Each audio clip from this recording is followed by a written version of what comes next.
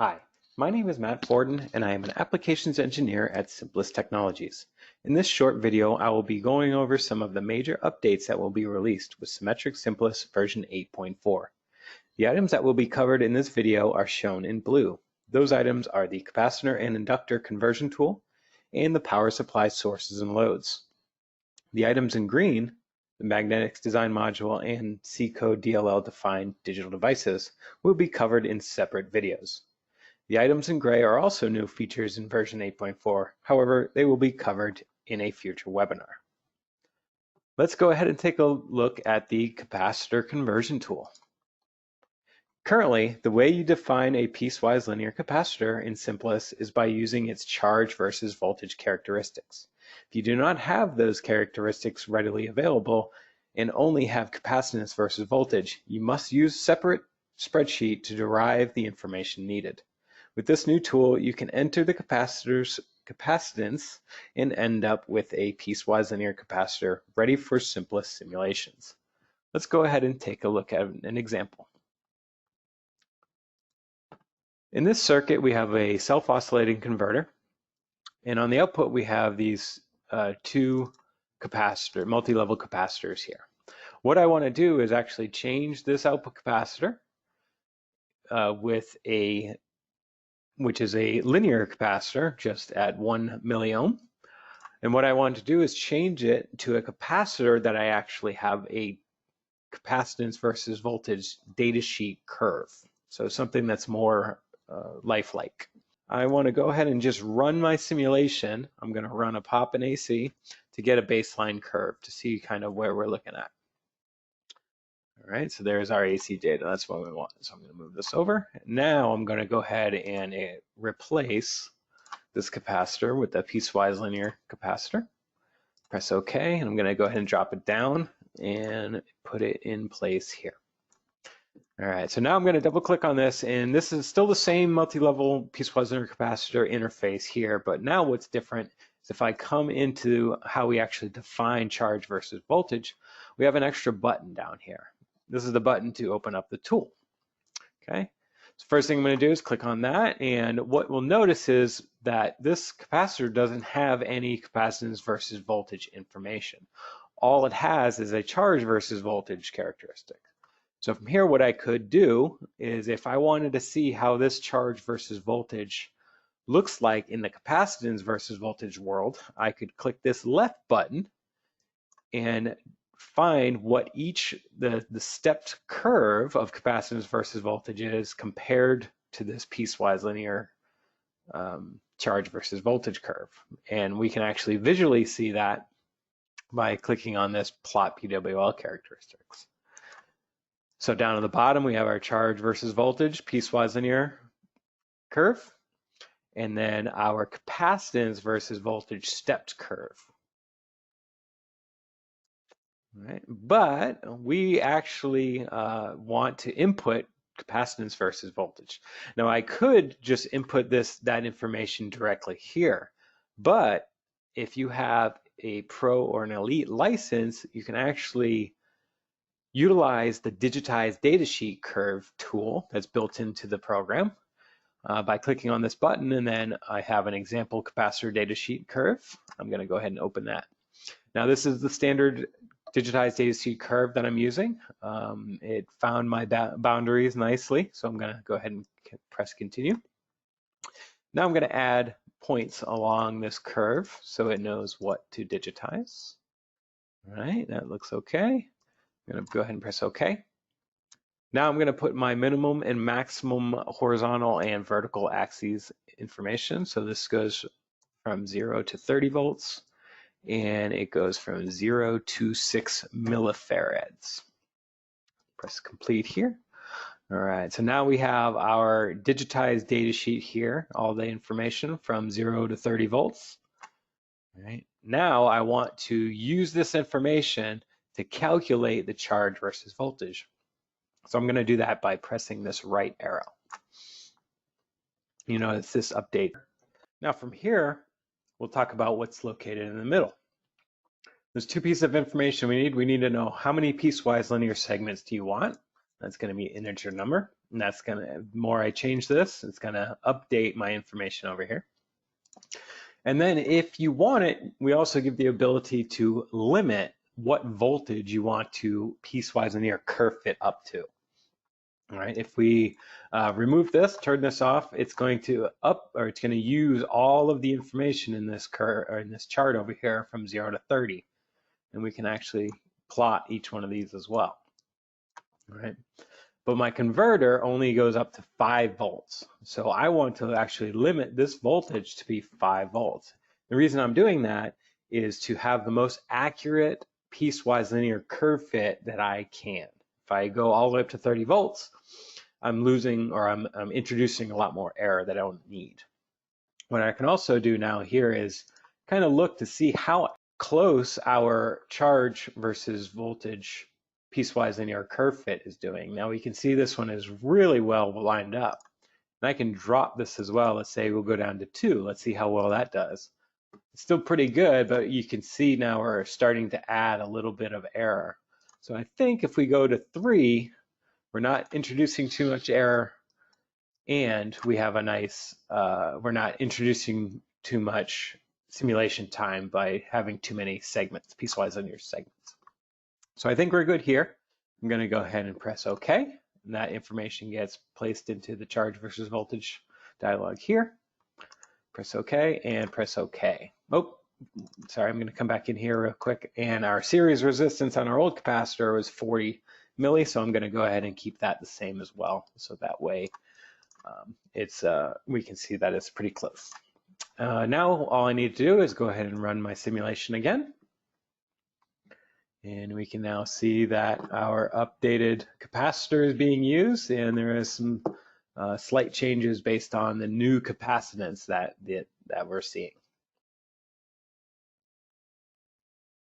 Alrighty, so I'm going to actually leave this open to discuss the next item here, but I am going to pull it off and so I can see, and we'll do this. All right. So next thing we're going to talk about, well, the next item is the inductor conversion tool. Now, this tool can also be used when you need a piecewise linear inductor. The tool will take the inductance versus current characteristics and convert it to a flux linkages versus current defined piecewise linear inductor, which could then be used in SIMPLIS. We won't review an example of this as it is very similar to what we just went over. So we'll now move on to the next major development, which is the power supply sources. This slide shows all of the possible sources that are now available. There are 6 AC sources and 12 DC sources, all of which contain internal voltage and current probes, each with selectable measurements. So what we'll go ahead and do is come back to our example, and we're going to update this example, our power supply, or our source here, with a power supply source. So I'm going to go, or where it's defined as Vn, right? So we have a variable Vn.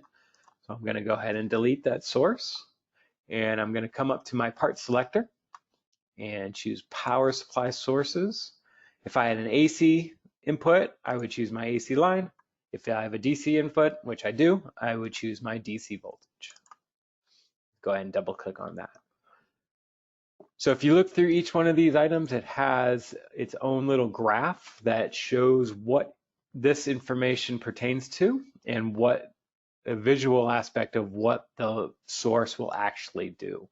Now, if you chose a DC source like I did and you come to find out need an AC source, you don't have to place a new one. You can just come up to this checkbox up here and turn that on, and it will now turn on your AC line sources as available sources. So here's your 6 AC sources, and then your 12 DC sources are all down here. All right, I'm just going to go ahead and normal DC input, and I'm going to enter my DC voltage. Instead of as a number, I'm going to go ahead and put my curly brace V in, which will use that variable. You could also do the Gaussian or the uniform distribution that was in the previous voltage source, but I'm just going to go ahead and use the nominal here. Now, if you wanted to add measurements or change how your voltage and current probes look, you can, or you can, if you wanted to just disable them altogether, you can come up to these two tabs up here where you can turn off the probe or add measurements. Right, just extremely similar to how it works in DVM. I'm just going to go ahead and leave everything as default and press OK. All right, now I have my source and I'll drop it across those 2 points. All right, next we're going to talk about the power supply loads. This slide shows all of the possible loads that are available. The loads can be either 2, 3, or 4 terminals, which mimics the DVM loads. And just like the sources, all of these contain internal voltage and current probes, each with selectable measurements. So let's come back to our schematic. Here is my load here. I have a resistor defined by some variable called R load in parallel with the current supply. So what I'm going to do is come back over to my part selector and choose my power supply load. Double click on that. And just like the sources, each one of these items has an image and some information pertaining to what is defined up here. So that way it's easier to visualize what this load is actually doing. And what I am going to do here is, or in each one of these loads is selectable by 2, 3, or 4 pins. The only caveat to that is the Bodie plot load, which we're going to use. This one has to be either a 3 or 4 pin because the perturbation source is located within the load. So it needs to be either 3 or 4 pin. We're going to go ahead and update our load resistance to be the R load, just like our resistor that we currently have. And what we could do is we could come up to our voltage probe, enable, disable, add measurements, same thing with current probe. One extra item this has is how to manipulate the Bodie plot probe as well. I'm going to leave it all as default, press OK. And for right now, I'm just going to drop this down here. And I want to delete,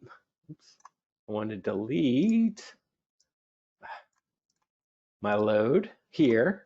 But I also, because the perturbation source and Bodie plot probe is located within this load, I also want to delete this information as well, or these items as well.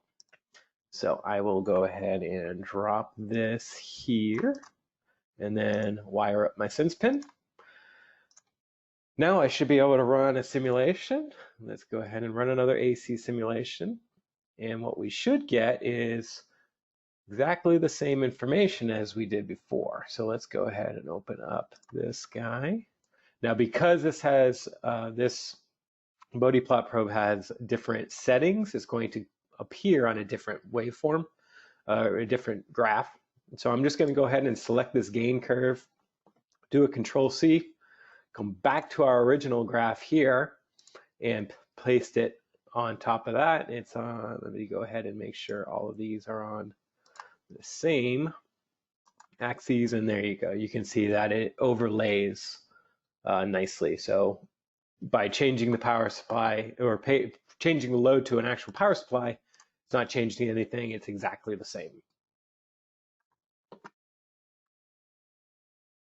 Now, one of the great features of these power supply sources and loads is the ability to easily convert them to DVM sources and loads.